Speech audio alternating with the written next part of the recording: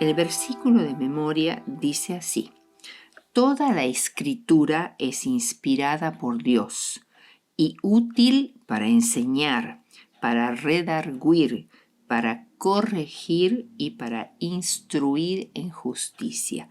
Segunda de Timoteo 3:16. En esta lección vamos a buscar los puntos de contacto entre la educación cristiana y la redención. En primer lugar, para entender lo que es la obra de la educación, necesitamos considerar tanto la naturaleza del hombre como el propósito de Dios al crearlo, los cambios que se verificaron en el hombre y en su hábitat por la introducción del conocimiento del bien y del mal, y el plan de Dios implementado para restaurar al hombre y cumplir el glorioso propósito divino para la raza humana. Siglo tras siglo, la curiosidad de los hombres los ha inducido a buscar el árbol del conocimiento y a menudo creen que están arrancando los frutos más esenciales cuando en realidad son vanidad en comparación con la ciencia de la verdadera sabiduría. El así llamado árbol del conocimiento ha llegado a ser un instrumento de muerte. Miles participan del fruto de este árbol, pero significa la muerte para ellos. La verdadera educación cristiana considera como de suma importancia la ciencia de la salvación.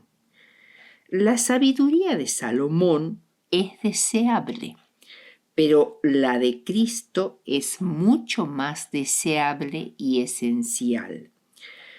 Por la simple preparación intelectual no podemos llegar a Cristo, pero por Él podemos alcanzar el más alto peldaño de la grandeza intelectual.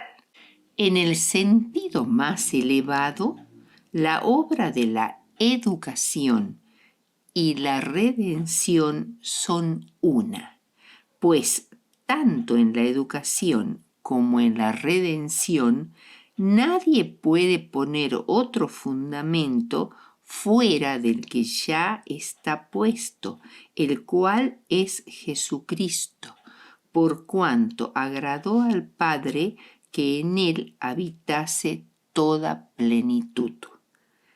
Según dice Colosenses 1:19. Esta es una cita del libro La Educación de Elena de White, página 27. Veamos ahora, ¿qué es la redención? Siendo justificados gratuitamente por su gracia mediante la redención que es en Cristo Jesús. Romanos 3:24. La palabra redención proviene del griego apolutrosis, que quiere decir rescate o liberación mediante un rescate. Se usaba para referirse a la liberación de un esclavo o de alguien que había sido retenido en cautiverio por distintas razones mediante el pago de un precio o rescate. También podía ser el rescate de una propiedad enajenada o cualquier otro objeto. En el Antiguo Testamento, el gran acto simbólico que representaba la redención fue la liberación de los israelitas de Egipto. Os redimiré con brazo extendido, había dicho Jehová, el Redentor, en Éxodo 6:6. El propósito de la redención era la consagración del pueblo de Israel al servicio de Dios.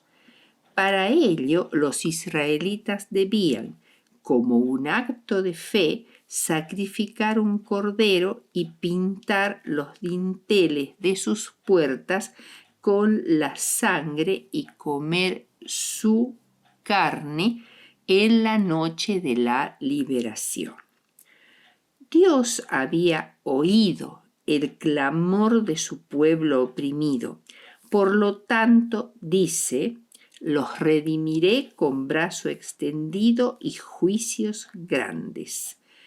Esta liberación de una nación de esclavos del país más poderoso, rico y culto del mundo en ese momento no podía realizarse por medios pacíficos, sino que requeriría una demostración de fuerza extraordinaria de parte de Dios. A eso se refiere la expresión con brazo extendido. Las plagas que cayeron sobre Faraón y su pueblo no fueron meramente maravillas o señales, sino también castigos infligidos sobre una nación orgullosa y cruel por un juez divino. El éxodo, o sea, la liberación de unos 2 millones de personas con sus animales, sin ninguna preparación para la guerra ni armas, la salida hacia el Mar Rojo, el cruce milagroso de sus aguas y la peregrinación hacia Canaán, la tierra prometida por áridos desiertos y escabrosos precipicios, parecía literalmente imposible. Fue una gran proeza llevada a cabo por el gran Jehová, quien con su brazo extendido guió a su pueblo con señales extraordinarias. La obra de la redención del hombre de la cautividad del pecado es aún mucho más impresionante que el Éxodo. Es una empresa de rescate de tal envergadura que involucra a todo el cielo, todos sus habitantes y todos sus recursos. Y además, en esta obra de rescate también hubo que pagar un precio, la sangre preciosa del Hijo de Dios derramada para el rescate de los muchos que quisieran aceptarlo por fe. La redención nos rescata de la corrupción que existe en este mundo a todos los niveles, del pecado, de la muerte, de nuestra condición física y espiritual defectuosa, del castigo y de la condenación del pecado, y finalmente nos rescatará en el futuro de la presencia del pecado entre la humanidad. La encarnación de Cristo y su ministerio lleno de milagros extraordinarios y la expulsión de demonios de personas poseídas por ellos fue realmente la violenta irrupción del Hijo de Dios en el reino de Satanás, que era este mundo, y que estaba siendo invadido para saquear sus bienes.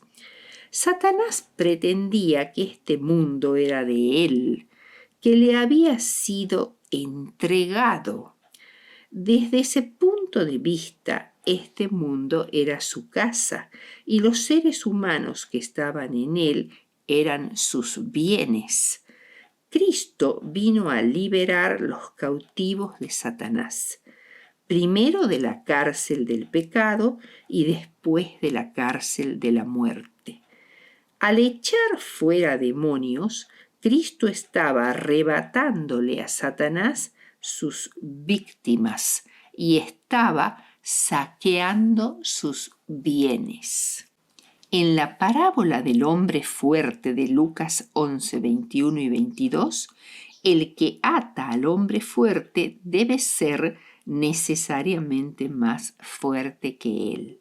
Solo Dios es más fuerte que Satanás. Por ello, los milagros de Jesús eran y son una evidencia de la obra de rescate de los pecadores de una cárcel mucho más tenebrosa y despiadada que la de Egipto. Veamos ahora lo que Jesús enseñó de la redención. Nicodemo era miembro del Sanedrín, el consejo de gobierno judío. Fue una noche para hablar con Jesús, a quien consideraba un maestro enviado de Dios, pero que aún no estaba completamente listo para declararse su seguidor. En un tramo de la conversación, Jesús compartió con Nicodemo una enseñanza radical sobre la salvación y la redención. Y como Moisés levantó la serpiente en el desierto, así es necesario que el Hijo del Hombre sea levantado para que todo aquel que en él cree no se pierda, mas tenga vida eterna. Juan 3, 14 y 15. El incidente al cual Jesús se refería había sucedido hacía más de 1400 años, mientras los hijos de Israel estaban viajando hacia la tierra prometida. Aarón, el hermano de Moisés, había muerto recientemente. El pueblo de Israel estaba haciendo un largo rodeo alrededor del territorio de los edomitas y desanimados comenzaron a quejarse amargamente contra Moisés y contra Dios. ¿Por qué nos hiciste subir de Egipto para que muramos en este desierto? Pues no hay pan ni agua y nuestra alma tiene fastidio de este pan tan liviano. Números 21, 4 y 5. Hasta de las bendiciones de Dios, incluido el maná, se quejaron descaradamente. El siguiente versículo, el 6, dice algo que inquieta a muchos. Y Jehová envió entre el pueblo serpientes ardientes que mordían al pueblo, y murió mucho pueblo de Israel. ¿Es que Dios acaso era vengativo y maligno, que suprime a las personas cuando éstas se pasan de la raya? Hacía poco tiempo que Moisés les había recordado a los israelitas que Dios los había guiado por un desierto grande y espantoso, lleno de serpientes ardientes y de escorpiones y de sed, donde no había agua, y Él te sacó agua de la roca, del pedernal. Esto está en Deuteronomio 8:15. Las serpientes, los escorpiones, la falta de agua y de alimento siempre habían estado allí, pero Dios les había provisto maná y agua en forma milagrosa y los había protegido de las serpientes y escorpiones venenosos. Ahora que el pueblo prácticamente estaba diciendo: no queremos ser tu pueblo, por favor déjanos en paz, Dios les otorgó su pedido, permitió que enfrentaran los peligros del desierto sin él. Por ello, esas mismas serpientes que el Señor misericordiosamente había apartado durante su largo viaje por el desierto, ahora los atacaron. ¡Qué pánico se apoderó del campamento! Un desierto hostil, sin un lugar donde esconderse, gritos, aullidos y llantos se escuchaban por doquier, y muchos israelitas perecieron. Finalmente el pueblo se arrepintió y le rogó a Moisés que le pidiera a Jehová que quitara las serpientes ardientes. Y Moisés oró y recibió como respuesta la orden de hacer una réplica de bronce de las serpientes ardientes y ponerla sobre un asta, y cualquiera que hubiere sufrido la mordedura de la serpiente, que mirara a ella con fe, viviría. Esto parecía no tener sentido. ¿Qué solución era esta? Sin embargo, Dios estaba pidiendo un acto de fe, de dependencia, de obediencia. Era mirar y vivir o no mirar y morir. Por ello Jesús le explicó a Nicodemo: y como Moisés levantó la serpiente en el desierto, así es necesario que el Hijo del Hombre sea levantado. Juan 3:14. ¿Qué era este levantar al Hijo del Hombre? Jesús dijo: y yo, si fuere levantado de la tierra, a todos atraeré a mí mismo. Juan 12:32. Y Juan añade: y decía esto dando a entender de qué muerte había de morir. Versículo 33. Así es necesario que el Hijo del Hombre sea levantado. ¿Por qué es necesario? Porque la muerte de Jesús en la cruz no es simplemente un evento más en los evangelios. Por el contrario, es el mismo centro de la actividad redentora de Dios, es el precio del rescate del hombre. Jesús podría no haber predicado ningún sermón, podría no haber enseñado ninguna parábola, podría no haber sanado a ningún enfermo, podría no haber expulsado ningún demonio, podría no haber proclamado su mensaje de ninguna manera sin que su obra de rescate se viera afectada. Lo único que Jesús no podía dejar de hacer era morir. Por eso él dijo: yo para esto he venido, para morir por todos los hombres. Ese era el punto neurálgico, podríamos decir así, y central de todo el acto de la redención.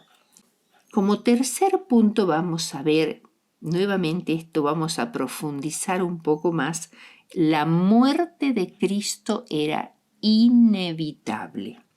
La entrevista con ciertos griegos, narrada en Juan 12:20, sucedió el martes anterior a la crucifixión, en relación con la última visita de Jesús al templo.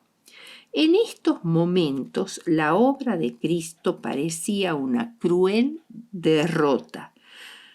Parecía que los sacerdotes y fariseos nunca lo recibirían como el Mesías. Para los discípulos, el caso parecía sin esperanzas, pero Cristo estaba acercándose a la consumación de su obra. El gran suceso que concernía no solo a la nación judía, sino al mundo entero, estaba por acontecer.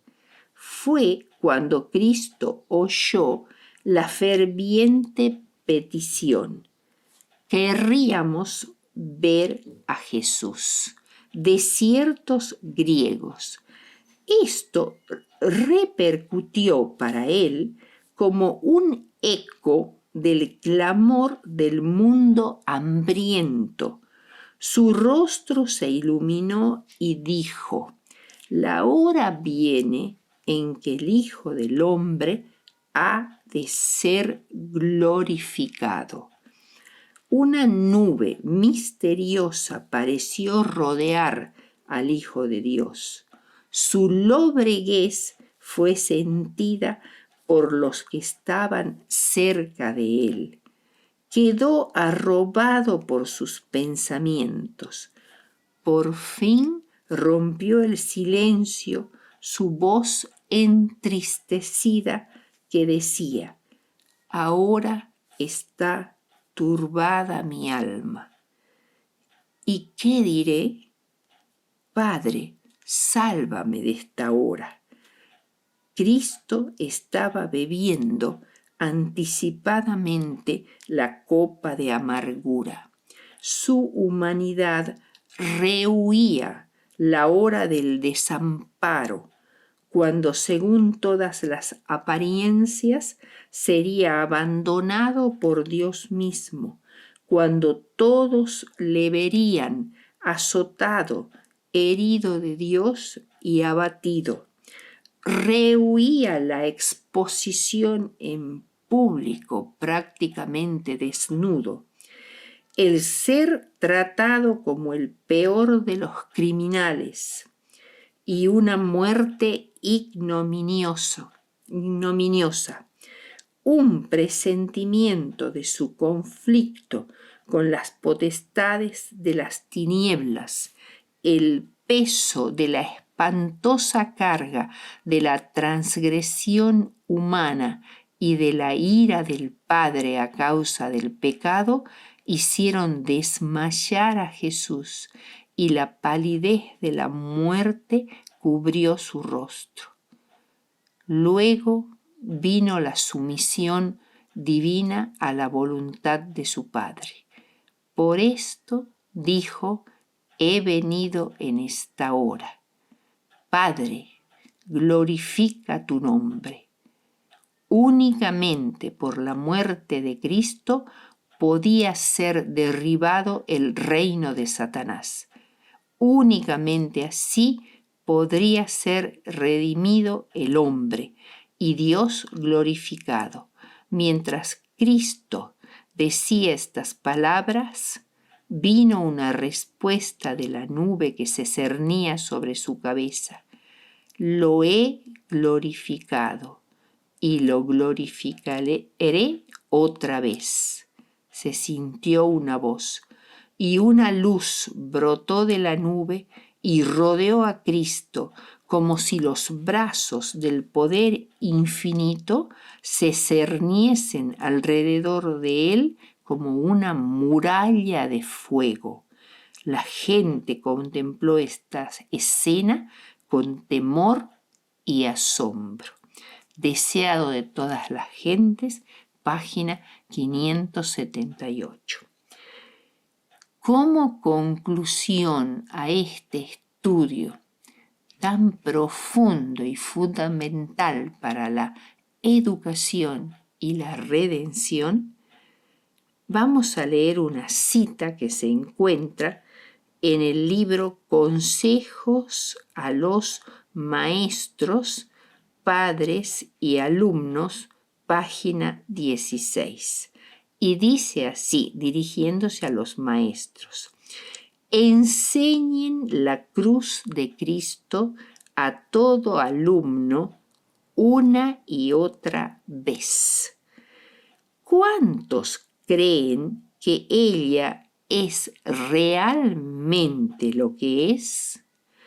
¿Cuántos la introducen en sus estudios y conocen su verdadero significado? ¿Podría haber en nuestro mundo un cristiano sin la cruz de Cristo? Por lo tanto, ensalcémosla en nuestra escuela como el fundamento de la educación verdadera. La cruz de Cristo debe estar tan cerca de nuestros maestros, debe ser tan perfectamente comprendida por ellos como lo fue por Pablo, quien pudo decir: pero lejos de mí esté de mí el gloriarme, sino en la cruz de nuestro Señor Jesucristo, por quien el mundo me es crucificado a mí y yo al mundo. Gálatas 6:14.